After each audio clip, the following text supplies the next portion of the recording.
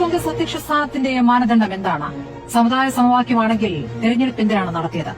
നാട് മുഴുവൻ സഞ്ചരിച്ച് സമാഹരിച്ച 1,70,000 വോട്ടിന്റെ മൂല്യം തനിക്ക് നൽകിയില്ല എന്നതാണ് അബിൻ വർക്കിയുടെ വിഷമം.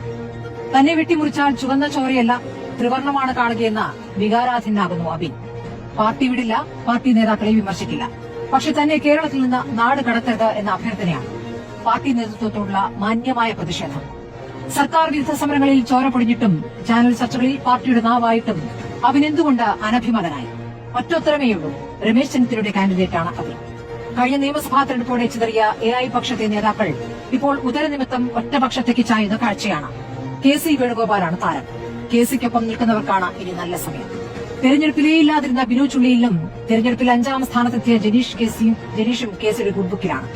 രാഹുൽ മാങ്കൂട്ടത്തിൽ ലൈംഗിക വിവാദത്തിൽ നിലപാടെടുത്ത VD സതീശനെ കൈവിട്ട് ഷാഫിയും രാഹുലുമൊക്കെ ഇപ്പോൾ KC പക്ഷത്തേക്ക് ചാഞ്ഞിരിക്കുന്നു. പവർ ഗ്രൂപ്പിന് പിടിക്കാത്ത രമേശ് ചെന്നിത്തലയാണ് അടുത്ത ലക്ഷ്യം. അബിനെ എറിഞ്ഞ് രമേശിനെ കൊള്ളിക്കുന്ന വിദ്യ. അബിനോട് അവഗണനയോ എന്നതാണ് ചോദ്യം.